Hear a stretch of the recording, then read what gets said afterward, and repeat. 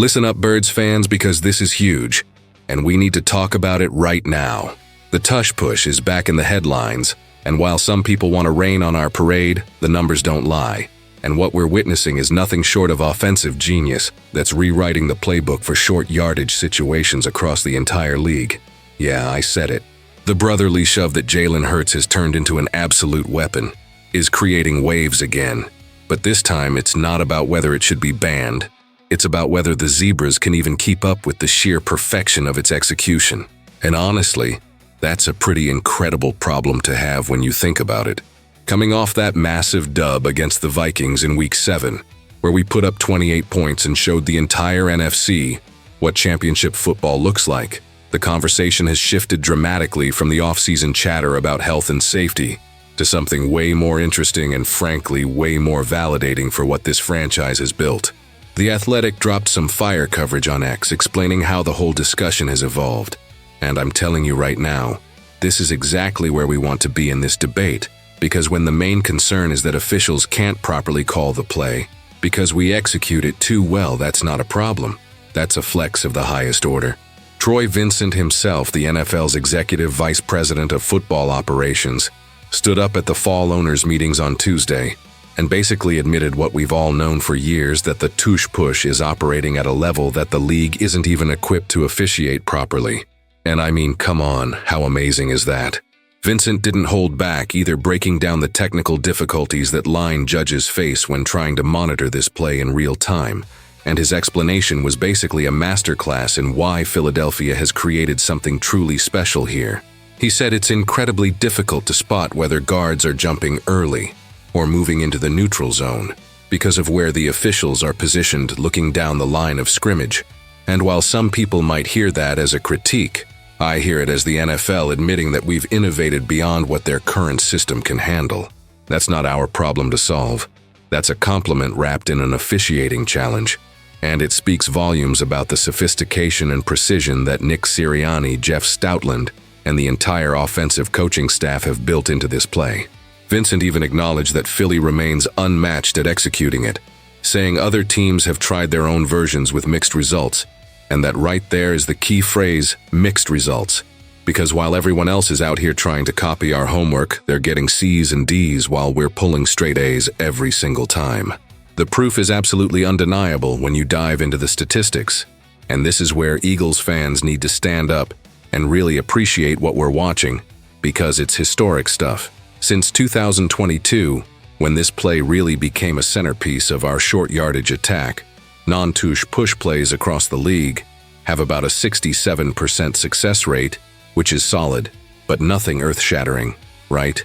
Now check this out. The tush push overall has an 84.8% success rate, which is already elite territory. But here's where it gets absolutely insane. The Eagles have perfected this thing to a 91.3% success rate over the past 3 seasons.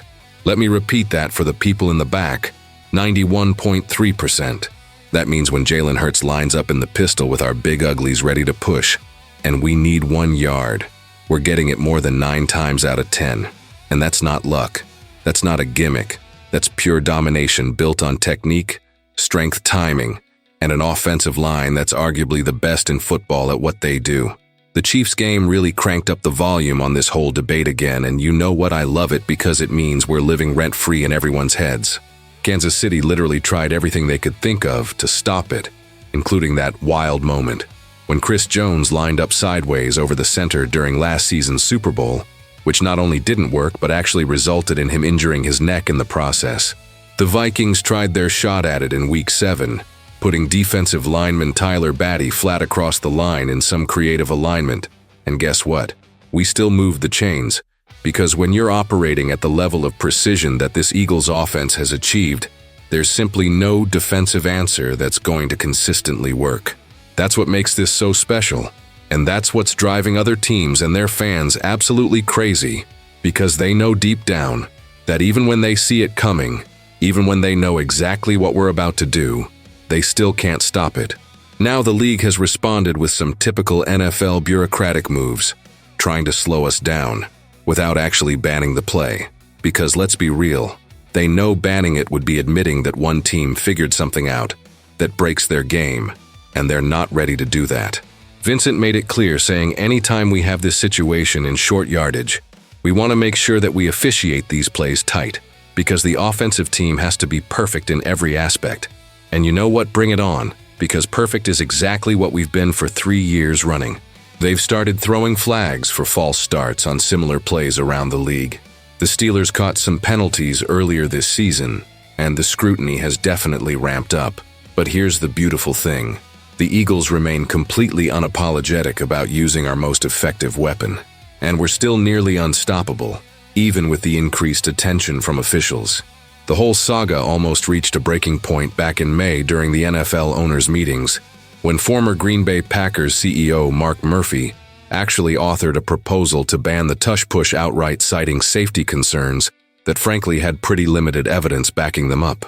The proposal needed 24 votes to pass, and it got 22, which means we were 2 votes away from losing the most effective short yardage play in modern NFL history.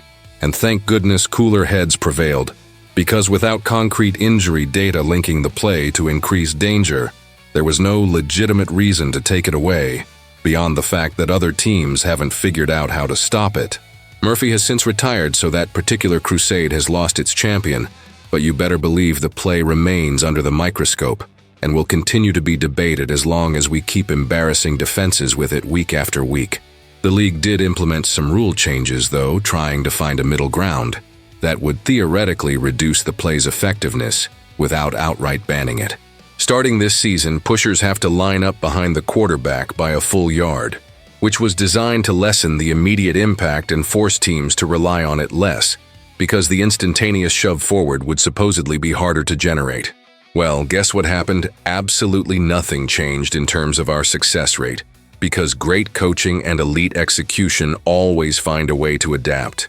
Against the Chiefs, we ran the tush push 6 times, and against the Giants, we literally went back to back to back to back, running it 4 consecutive times like we were daring anyone to do something about it. And spoiler alert, nobody could. That's the kind of big you-know-what energy that championship teams play with. And it's exactly why this squad has legitimate Super Bowl aspirations this season. Even legends are weighing in on this whole situation, and it's fascinating to hear different perspectives from people who really understand the game at its highest level. Jason Kelce, our beloved retired center, and the heartbeat of those dominant offensive lines that made this play possible in the first place, recently said he thinks the play is done, suggesting that teams are trying to time it and going too early now and lining up too close. Now, I love Big Dom as much as anyone, and his football IQ is off the charts, but with all due respect to the future Hall of Famer, I think he might be slightly off on this one because the evidence on the field says otherwise. We're still converting at an elite rate, we're still using it in crucial moments, and defenses are still getting pushed backward when it matters most. Maybe some teams around the league are struggling with the timing and the execution issues Jason mentioned, but that's not a Philadelphia Eagles problem. That's an everyone else problem. And that distinction matters tremendously. The bigger picture here is what this controversy represents for the current state of the franchise and where we're headed this season. We have an absolute dog at quarterback in Jalen Hurts, who has shown time and time again that he'll do whatever it takes to win, whether that's slinging it downfield to A.J. Brown and Devonta Smith, making plays with his legs in the open field, or putting his body on the line to get that crucial yard when the game is on the line. We have an offensive line that's still one of the most physical and technically sound units in the entire league, even with some changes from the Kelce era. We have a coaching staff that's innovative enough to create something the league has never really seen before, and confident enough to keep riding it even when everyone's gunning for us. And most importantly, we have an organizational culture that refuses to apologize for being better at something than everyone else, which is exactly the mentality you need to win championships in this league. So what does all this mean going forward for the rest of this season and beyond? First and foremost, it means opposing defensive coordinators are going to continue losing sleep over how to stop this thing, because they know that when we get inside the 5-yard line, or when it's 3rd and short anywhere on the field, we have a nuclear option that works more than 90% of the time. And there's literally nothing more demoralizing for a defense than knowing exactly what's coming and still being powerless to prevent it.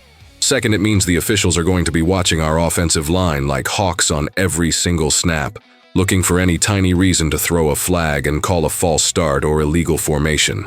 So our guys need to be absolutely flawless with their execution and spacing, which honestly they've shown they're more than capable of handling. Third, it means the national media and fans of other teams are going to keep complaining about it being unfair, or cheap, or whatever excuse they want to come up with this week to explain why their team can't compete. And you know what? We love it.